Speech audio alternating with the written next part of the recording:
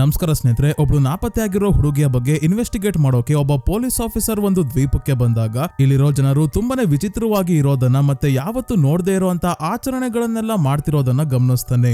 ಒಬ್ಬೊಬ್ರು ಒಂದೊಂದು ರೀತಿ ಅವತಾರ ಆಡ್ತಿರೋದು ನೋಡಿ ಇವರೆಲ್ಲರೂ ಏನೋ ಮುಚ್ಚಿಡ್ತಿದ್ದಾರೆ ಅಂತ ಡೌಟ್ ಬಂದು ಈ ದ್ವೀಪದಲ್ಲಿ ಏನ್ ನಡೀತಿದೆ ಅಂತ ತಿಳ್ಕೊಳ್ಳೋಕೆ ಶುರು ಮಾಡಿದಾಗ ಭಯಾನಕ ವಿಷಯಗಳ ಬಗ್ಗೆ ಇವನಿಗೆ ಗೊತ್ತಾಗುತ್ತೆ.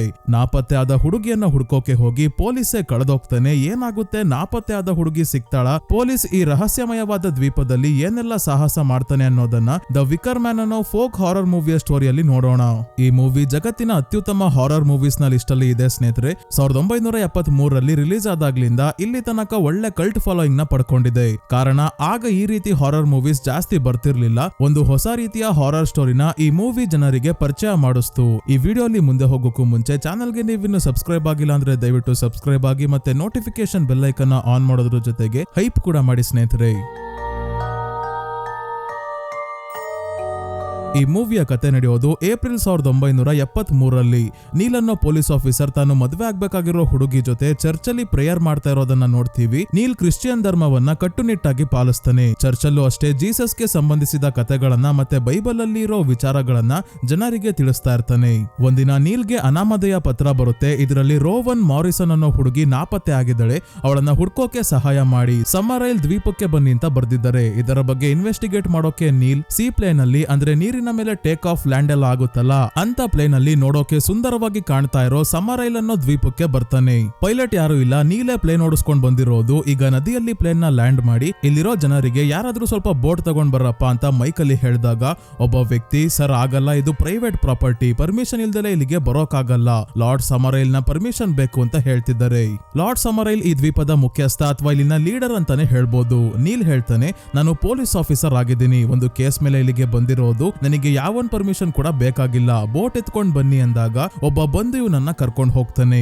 ಮೇ ಮಾರಿಸನ್ ಅನ್ನೋ ಮಹಿಳೆಯ ಮಗಳಾದ ರೋವನ್ ಮಾರಿಸನ್ ಅನ್ನೋ 12 ವರ್ಷದ ಹುಡುಗಿ ನಾಪತ್ತೆ ಆಗಿದ್ದಾಳೆ. ತುಂಬಾನೇ ತಿಂಗಳುಗಳಿಂದ ಮನೆಗೆ ಬಂದಿಲ್ಲ, ಏನಾಗಿದೆ ಗೊತ್ತಿಲ್ಲ ಅವಳಿಗೆ ಅಂತ ಲೆಟರ್ ಬರ್ದು ನನ್ನ ಮನೆ ಅಡ್ರೆಸ್ಗೆ ಕಳಿಸಿದ್ದಾರೆ. ಯಾರು ಅಂತ ಹೆಸರು ಬರ್ದಿಲ್ಲ, ಲೆಟರ್ ಜೊತೆ ಫೋಟೋ ಕೂಡ ಇದೆ ಅಂತ ನೀಲ್ ಇವ್ರಿಗೆಲ್ಲ ಫೋಟೋ ತೋರಿಸಿದಾಗ ಇವರಲ್ಲಿ ಯಾರಿಗೂ ರೋವನ್ ಮಾರಿಸನ್ ಯಾರು ಅಂತ ಗೊತ್ತೇ ಇಲ್ಲ. ಹೇಗೋ ಇವ್ರಿಗೆ ಮೇ ಮಾರಿಸನ್ ಯಾರು ಅಂತ ಗೊತ್ತು. ಇದೇ ದ್ವೀಪದಲ್ಲಿ ಪೋಸ್ಟ್ ಆಫೀಸ್ ಮತ್ತೆ ಸ್ವೀಟ್ ಶಾಪ್ ಇದೆ ಅವ್ರದ್ದು, ಆದ್ರೆ ಈ ಹುಡುಗಿ ಅವರ ಮಗಳಲ್ಲ ಅಂತ ಹೇಳ್ತಾರೆ. ಆಯ್ತು ನಾನೇ ವಿಚಾರಿಸ್ತೀನಿ ಅಂತ ನೀಲ್ ಮೇ ಮಾರಿಸನ್ ಹುಡ್ಕೊಂಡು ಬರ್ಬೇಕಾದ್ರೆ ಜನರೆಲ್ಲ ಇವನನ್ನ ಒಳ್ಳೆ ಏಲಿಯನ್ ತರ ನೋಡ್ತಾ ಇದ್ದಾರೆ.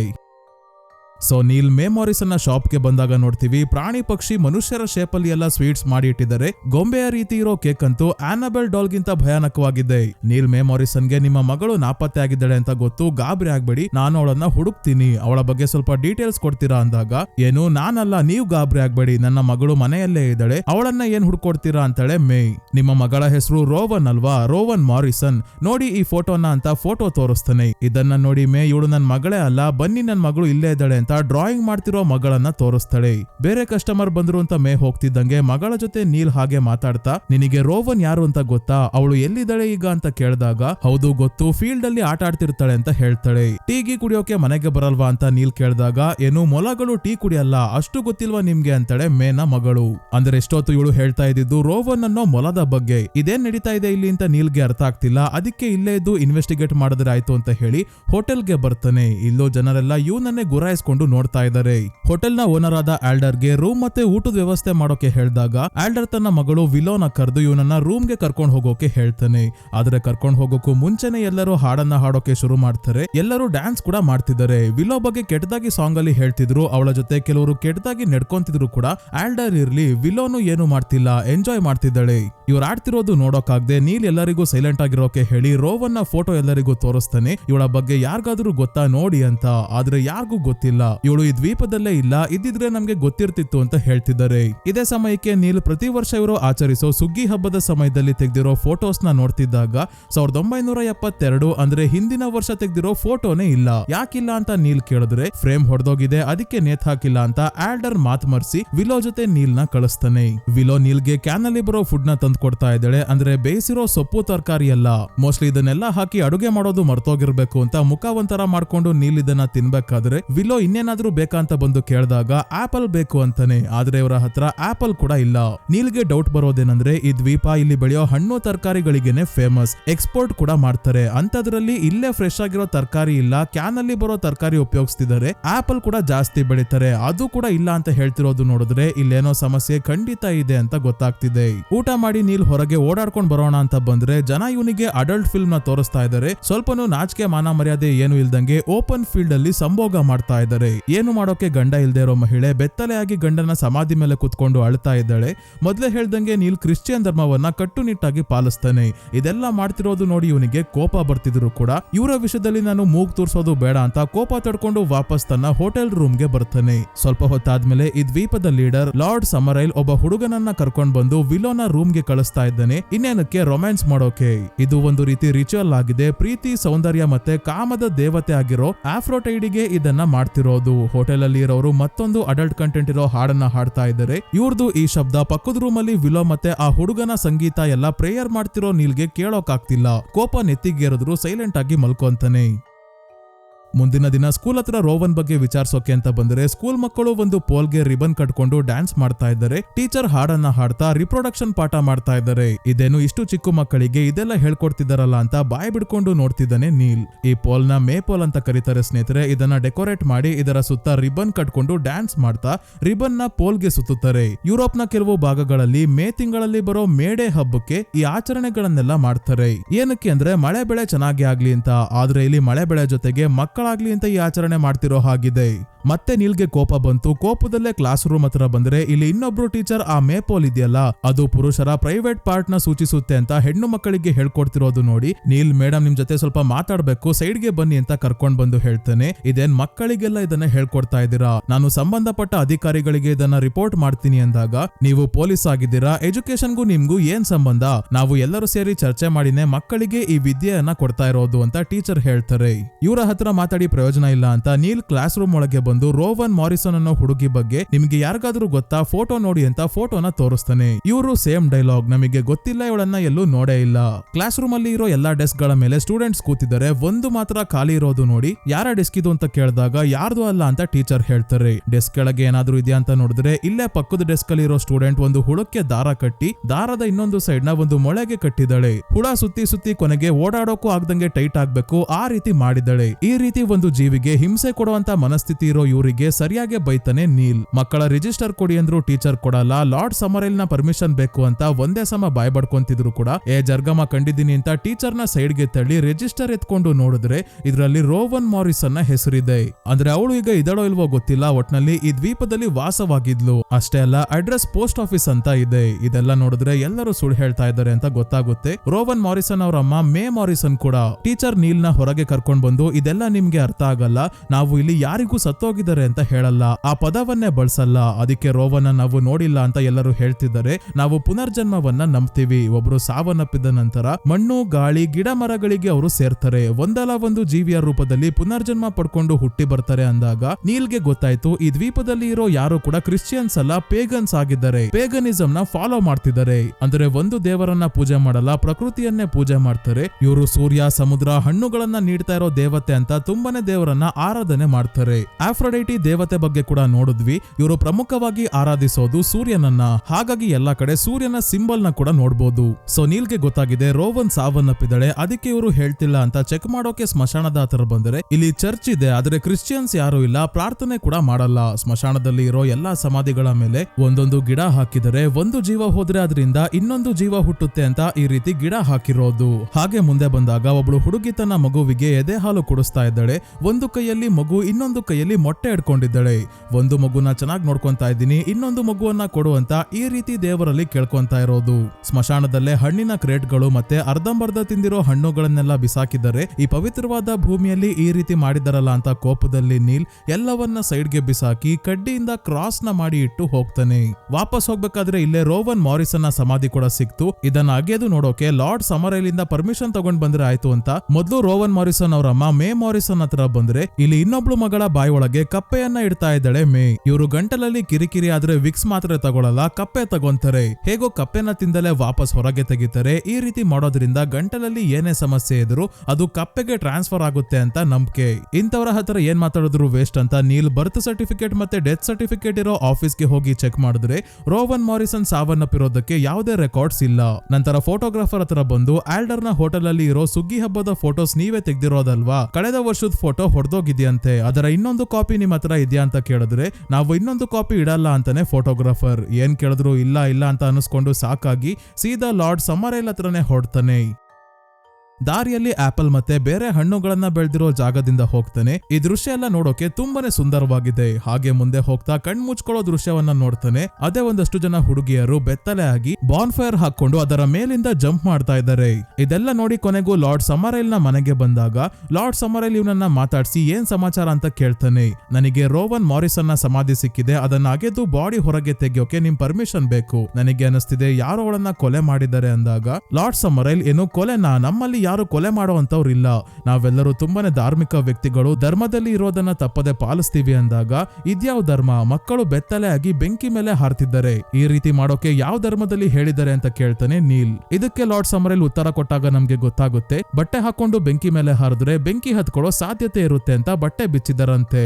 ಅದು ಅಲ್ಲದೆ ಈ ರೀತಿ ಅಗ್ನಿದೇವನನ್ನ ಪ್ರಾರ್ಥಿಸಿ ಒಂದು ಮಗು ಕೊಡೋದಾಗಿ ಕೇಳ್ಕೊಂತಿದ್ದಾರೆ. ಅಂದ್ರೆ ಪುರುಷರ ಅವಶ್ಯಕತೆ ಇಲ್ಲದೆ ಮಗು ಬೇಕು ಅಂತ ಕೇಳ್ತಿದ್ದಾರೆ. ಹೀಗೆ ಈ ದ್ವೀಪದಲ್ಲಿ ಚರ್ಚ್ ಇಲ್ಲ, ಪ್ರೀಸ್ಟ್ ಗಳಿಲ್ಲ. ಒಂದು ಕಾಲದಲ್ಲಿ ಕ್ರಿಶ್ಚಿಯನ್ ಗಳಿಂದ ತುಂಬಿದ್ದ ದ್ವೀಪದಲ್ಲಿ ಪೇಗನ್ಸ್ ಎಲ್ಲಿಂದ ಬಂದ್ರು ಅಂತ ನೀಲ್ಗೆ ಡೌಟ್ ಬಂದಾಗ ಇದಕ್ಕೂ ಉತ್ತರ ಕೊಡ್ತಾನೆ ಲಾರ್ಡ್ ಸಮರೈಲ್. ಈ ದ್ವೀಪದಲ್ಲಿ ನೂರಾರು ವರ್ಷಗಳ ಹಿಂದೆ ವಾಸವಾಗಿದ್ದ ಜನರಿಗೆ ಜೀವನ ಮಾಡೋದೇ ಕಷ್ಟ ಆಗಿತ್ತು, ತಿನ್ನೋಕು ಏನು ಇರ್ತಿರ್ಲಿಲ್ಲ. ಯಾಕಂದ್ರೆ ಇಲ್ಲಿರೋ ವಾತಾವರಣ ಈ ಮಣ್ಣಲ್ಲಿ ಬೆಳೆಗಳು ಬೆಳೆಯೋಕೆ ಆಗ್ತಿರ್ಲಿಲ್ಲ.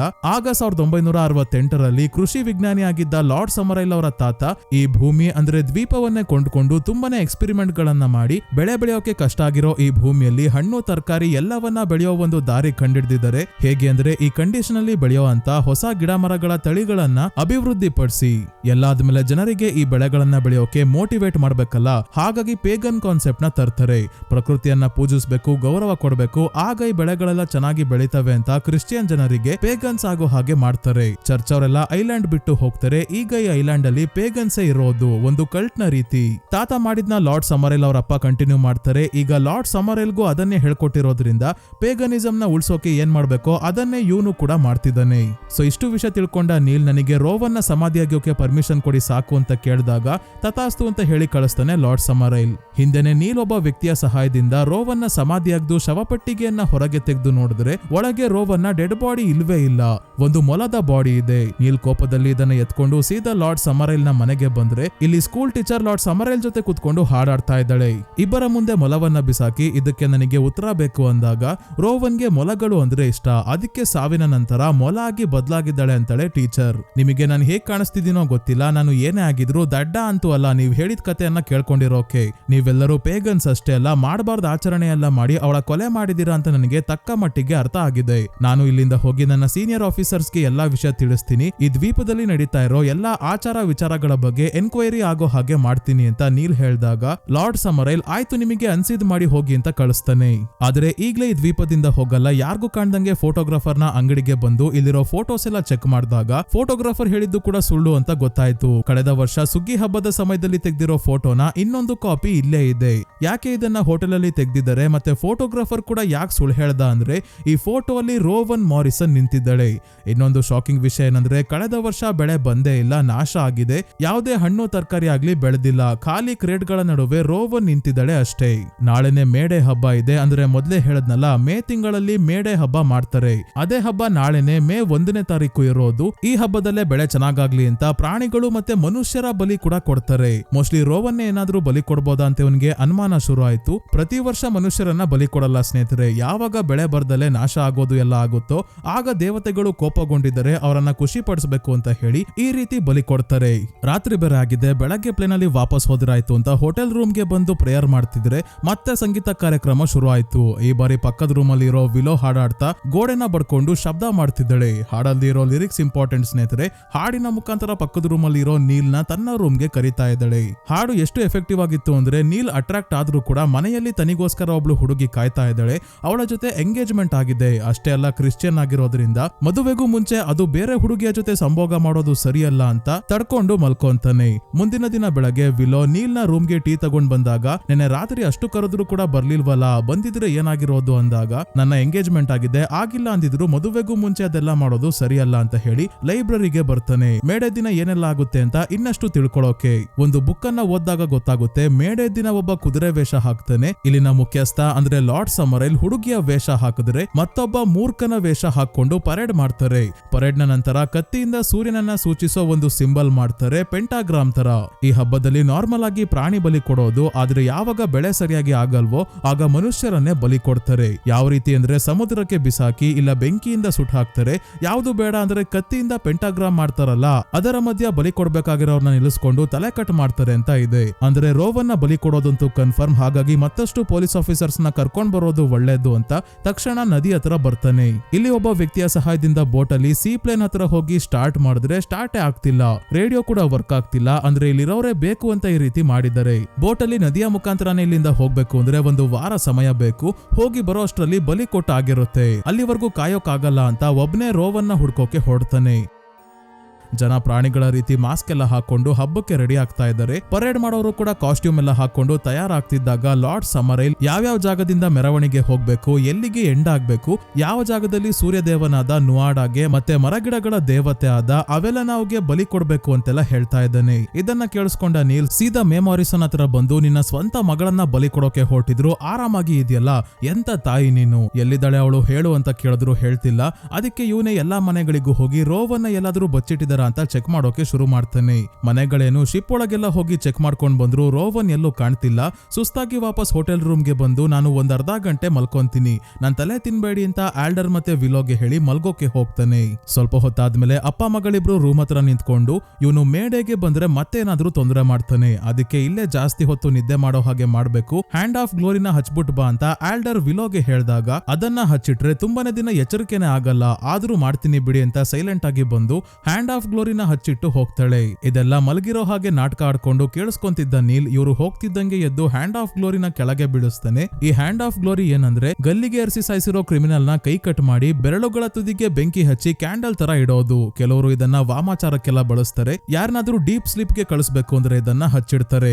ವಿಲೋ ಆಗ್ಲೇ ಪರೇಡ್ ಗೆ ಹೋಗಿದ್ದಾಳೆ. ಪರೇಡ್ ಅಲ್ಲಿ ಆಲ್ಡರೇ ಮೂರ್ಖನ ವೇಷ ಹಾಕ್ತಿರೋದು. ಹಾಗಾಗಿ ಅವನು ರೆಡಿ ಆಗ್ತಿದ್ದಾಗ ನೀಲ್ ಹೋಗಿ ತಲೆಗೆ ಹೊಡೆದು ಪ್ರಜ್ಞೆ ತಪ್ಪಿಸಿ ಇವನು ಕಾಸ್ಟ್ಯೂಮ್ ಹಾಕೊಂಡು ಪರೇಡ್ ಗೆ ಬರ್ತಾನೆ. ಪರೇಡ್ ನಡೀತಾ ಇದೆ. ಎಲ್ಲರೂ ಮ್ಯೂಸಿಕ್ ನುಡಿಸ್ತಾ ಡ್ಯಾನ್ಸ್ ಮಾಡ್ಕೊಂಡು ವಿಚಿತ್ರವಾಗಿ ಕಾಸ್ಟ್ಯೂಮ್ ಎಲ್ಲ ಹಾಕೊಂಡು ಹೋಗ್ತಿದ್ದಾರೆ. ಇಷ್ಟು ಜನರಲ್ಲಿ ರೋವನ್ನ ಕೂಡ ಕರ್ಕೊಂಡು ಹೋಗ್ತಿದಾರ ಅಂತ ಚೆಕ್ ಮಾಡ್ತಿದ್ದಾನೆ ನೀಲ್. ಎಲ್ಲರೂ ಒಂದು ಜಾಗಕ್ಕೆ ಬಂದು ಅದೇ ಕತ್ತಿಗಳನ್ನ ಪೆಂಟಾಗ್ರಾಮ್ ಶೇಪ್ ಅಲ್ಲಿ ಇಟ್ಕೊಂಡು ನಿಂತ್ಕೊಂತಾರೆ. ಈಗ ಯಾರ್ದು ಏನೇನ್ ಕಟ್ ಮಾಡ್ತಾರೆ ನೋಡ್ಬೇಕು. ಜನರೆಲ್ಲ ಒಬ್ಬೊಬ್ಬರಾಗೆ ಸಾಲಾಗಿ ಬಂದು ಈ ಪೆಂಟಾಗ್ರಾಮ್ ಒಳಗೆ ತಲೆ ಇಟ್ಕೊಂಡು ನಿಂತ್ಕೊಂತಾರೆ. ಇವರು ಕಟ್ ಮಾಡದೇ ಇದ್ದಾಗ ನೆಕ್ಸ್ಟ್ ಇನ್ನೊಬ್ರು ಬರ್ತಾರೆ. ಇದೇ ರೀತಿ ಎಲ್ಲರೂ ಬರ್ಬೇಕಾದ್ರೆ ಒಬ್ಳು ಹುಡುಗಿ ಮೊಲದ ಮುಖದ ರೀತಿ ಇರೋ ದೊಡ್ಡ ಮುಖವಾಡವನ್ನ ಹಾಕೊಂಡ್ ಬಂದು ನಿಂತ್ಕೊಂಡಾಗ ಇವಳ ತಲೆಯನ್ನೇ ಕಟ್ ಮಾಡ್ಬಿಡ್ತಾರೆ. ಕಟ್ ಮಾಡಿದ್ರು ಅಂತ ನಾವು ಮತ್ತೆ ನೀಲ್ ಅನ್ಕೊಂತೀವಿ ಅಷ್ಟೇ ಸ್ನೇಹಿತರೆ, ಆದ್ರೆ ಮುಖವಾಡ ಮಾತ್ರ ಕಟ್ ಆಗಿರೋದು ಅಷ್ಟೇ. ಮಿಸ್ ಆಗಿದ್ರೆ ಇವಳ ತಲೆನೇ ಕಟ್ ಆಗಿರೋದು ಅಂತ ಯಾರಿಗೂ ಟೆನ್ಷನ್ನೇ ಆಗಲ್ಲ, ನಗಾಡ್ತಾ ಇದಾರೆ. ಈ ಹುಡುಗಿ ಕೂಡ ಇಲ್ಲಿಂದ ಬೀಚ್ ಗೆ ಬರ್ತಾರೆ. ಲಾರ್ಡ್ ಸಮರೈಲ್ ಬಿಯರ್ ಬ್ಯಾರಲ್ ಗಳನ್ನ ಸಮುದ್ರಕ್ಕೆ ಅರ್ಪಿಸಿ ಕೊನೆದಾಗಿ ಮನುಷ್ಯನನ್ನ ಬಲಿ ಕೊಡೋಕೆ ಸಿದ್ಧತೆ ಮಾಡ್ಕೊಳ್ಳಿ ಅಂದಾಗ ಇಲ್ಲೇ ಗುಹೆ ಒಳಗೆಯಿಂದ ರೋವನ್ ಮಾರಿಸನ್ ನ ಹೊರಗೆ ಕರ್ಕೊಂಡ್ ಬರ್ತಾರೆ.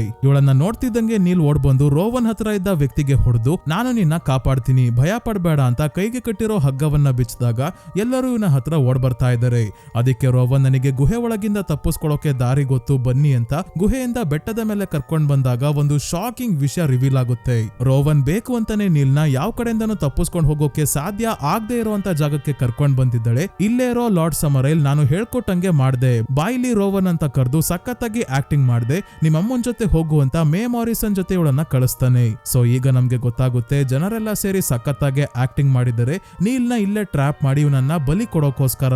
ಬಲಿ ಆಗ್ಬೇಕಾಗಿರೋ ವ್ಯಕ್ತಿ ಇಲ್ಲಿಗೆ ಸ್ವಇಚ್ಛೆಯಿಂದ ಬಂದಿರಬೇಕು. ಬಲಿಯಾಗೋ ವಿಷಯ ಅವರಿಗೆ ಗೊತ್ತಿರಬಾರ್ದು. ವರ್ಜಿನ್ ಆಗಿರ್ಬೇಕು. ಎಲ್ಲದಕ್ಕಿಂತ ಮುಖ್ಯವಾಗಿ ಮೂರ್ಖ ಆಗಿರ್ಬೇಕು. ನೀಲ್ ಕೇವಲ ಮೂರ್ಖನ ಕಾಸ್ಟ್ಯೂಮ್ ಹಾಕೊಂಡಿರೋದಷ್ಟೇ ಅಲ್ಲ, ಇವನನ್ನೇ ಜನರೆಲ್ಲ ಸೇರಿ ಮೂರ್ಖನನ್ನಾಗಿ ಮಾಡಿದ್ದಾರೆ. ಇವರೇ ಕ್ರಿಶ್ಚಿಯನ್ ಧರ್ಮವನ್ನ ಕಟ್ಟುನಿಟ್ಟಾಗಿ ಪಾಲಿಸುವಂತ ಪೊಲೀಸ್ ಆಫೀಸರ್ನ ಹುಡುಕಿ ಹುಡುಕಿ ಅನಾಮಧೇಯ ಪತ್ರ ಬರೆದು ಇಲ್ಲಿಗೆ ಕರೆಸ್ಕೊಂಡು ರೋವನ್ ಇಲ್ವೇ ಇಲ್ಲ ಅಂತ ಪದೇ ಪದೇ ಸುಳ್ಳು ಹೇಳಿ ಬೇಕು ಅಂತಾನೆ ಹೋಟೆಲ್ ಅಲ್ಲಿ ಇದ್ದ ಫೋಟೋನ ತೆಗೆದು ಅದು ಹೊಡೆದೋಗಿದೆ ಅಂತ ಹೇಳೋದು, ಸ್ವಂತ ಮಗಳೇ ಇಲ್ಲ ಅಂತ ತಾಯಿ ಹೇಳೋದು ಎಲ್ಲ ಮಾಡಿ, ಜೊತೆಗೆ ಹ್ಯಾಂಡ್ ಆಫ್ ಗ್ಲೋರಿನ ಹಚ್ಚಿಡೋದ್ರ ಬಗ್ಗೆ ಅಪ್ಪ ಮಗಳಿಬ್ರು ಮಾತಾಡ್ಬೇಕಾದ್ರೆ ನೀಲ್ ಎಚ್ಚರವಾಗೇ ಇದ್ದಾನೆ ಅಂತ ಅವರಿಗೆ ಗೊತ್ತಿರುತ್ತೆ. ಅದಕ್ಕೆ ಬೇಕು ಅಂತಾನೆ ಜೋರಾಗಿ ಮಾತಾಡಿ ಹ್ಯಾಂಡ್ ಆಫ್ ಗ್ಲೋರಿನ ಇಟ್ಟು ಹೋಗಿರ್ತಾರೆ. ಇವನನ್ನ ಯಾಮಾರ್ಸೋಕೆ ಅಂತಾನೆ ಸಮಾಧಿ ಒಳಗೆ ಮೊಲದ ಡೆಡ್ ಬಾಡಿಯನ್ನ ಇಟ್ಟಿದ್ದು. ಇದೆಲ್ಲವನ್ನ ನೋಡಿ ನಮ್ಗೆ ಗೊತ್ತಾಯ್ತು ಇವನು ಮೂರ್ಖ ಅನ್ನೋ ಹಾಗೆ ಇಲ್ಲಿನ ಜನ ಮಾಡಿದ್ದಾರೆ. ಕ್ರಿಶ್ಚಿಯನ್ ಧರ್ಮವನ್ನ ಪಾಲಿಸೋವನು ಮದುವೆಗೂ ಮುಂಚೆ ಸಂಭೋಗ ಮಾಡೋದನ್ನ ಒಪ್ಪೋದಿಲ್ಲ ಅಂತ ಗೊತ್ತಿದ್ರು ಒಂದು ಸಲ ಪರೀಕ್ಷೆ ಮಾಡೋಣ ಅಂತ ವಿಲೋ ಇವನನ್ನ ಹಾಡಿನ ಮುಖಾಂತರ ರೂಮ್ಗೆ ಕರೀತಾಳೆ. ಆದ್ರೂ ಹೋಗದೆ ವರ್ಜಿನ್ ಆಗಿ ಉಳಿದಿದ್ದಾನೆ ನೀಲ್. ಸೊ ಇವರಿಗೆ ಪರ್ಫೆಕ್ಟ್ ಆಗಿರೋ ಬಕ್ರಾ ಸಿಕ್ಕ ಹಾಗಾಯ್ತು.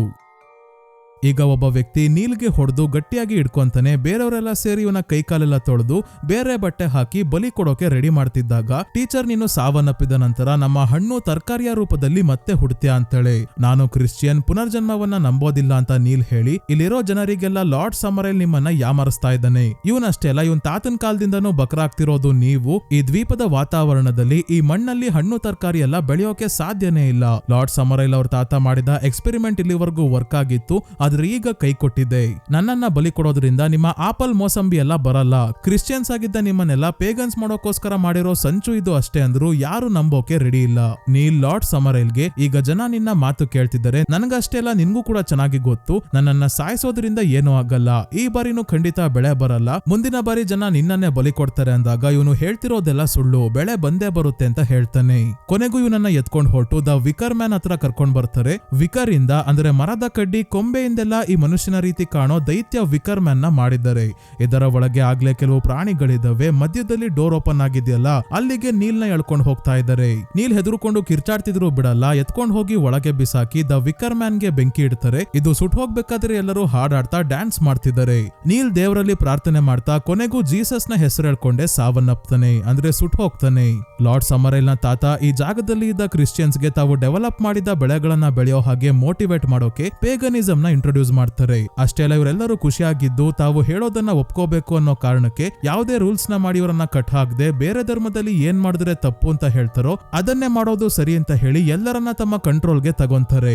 ಈಗ್ಲೂ ಅವರ ಮೊಮ್ಮಗ ಲಾರ್ಡ್ ಸಮರೈಲ್ ಅವರು ಮಾಡಿದ್ದನ್ನೇ ಕಂಟಿನ್ಯೂ ಮಾಡ್ತಿದ್ದಾನೆ. ಅಂದ್ರೆ ಪೇಗನ್ಸ್ ಅಂತಿದ್ದಂಗೆ ಈ ಮೂವಿಯಲ್ಲಿ ತೋರಿಸಿದೆಲ್ಲ ಮಾಡ್ತಾರೆ ಅಂತ ಅಲ್ಲ, ಆದ್ರೆ ಇಲ್ಲಿ ಒಂದು ಕಲ್ಟ್ ನ ಬಿಲ್ಡ್ ಮಾಡಬೇಕು, ಒಂದು ಕಮ್ಯುನಿಟಿನ ಕಟ್ಟಿ ಅದನ್ನ ಕಂಟ್ರೋಲ್ ಮಾಡೋ ಉದ್ದೇಶದಿಂದ ಲಾರ್ಡ್ ಸಮರೈಲ್ ನ ಫ್ಯಾಮಿಲಿ ಅವರು ಈ ಆಚರಣೆ ಎಲ್ಲ ಸೃಷ್ಟಿ ಮಾಡಿ ಅದನ್ನ ಫಾಲೋ ಮಾಡ್ತಿರೋದಕ್ಕೆ ಒಳ್ಳೇದಾಗ್ತಿರೋದು ಅನ್ನೋ ಹಾಗೆ ಮಾಡಿದ್ದಾರೆ. ಎಕ್ಸ್ಪೆರಿಮೆಂಟ್ ಇಂದ ಡೆವಲಪ್ ಮಾಡಿರೋ ಬೆಳೆಗಳ ಬಗ್ಗೆ ಯಾರಿಗೂ ಗೊತ್ತೇ ಇಲ್ಲ. ಅಂದ್ರೆ ಒಂದು ಧರ್ಮದ ಹೆಸರಲ್ಲಿ ಹೇಗೆ ಎಲ್ಲರನ್ನ ಕಂಟ್ರೋಲ್ ಮಾಡಬಹುದು ಅನ್ನೋದು ಇಲ್ಲಿ ನೋಡಬಹುದು. ಮತ್ತೆ ತಾತನ್ ತರ ಬೇರೆ ಯಾವ್ದಾದ್ರು ಎಕ್ಸ್ಪೆರಿಮೆಂಟ್ ಮಾಡಿ ಬೆಳೆಗಳು ಬೆಳೆಯೋ ಹಾಗೆ ಮಾಡಿದ್ರೆ ಪರವಾಗಿಲ್ಲ. ಇಲ್ಲ ನೀಲ್ ಹೇಳ್ದಂಗೆ ಜನ ಲಾರ್ಡ್ ಸಮರೈಲ್ ನ ವಿರುದ್ಧ ತಿರುಗಿ ಬೀಳೋ ಸಾಧ್ಯತೆ ಇದೆ.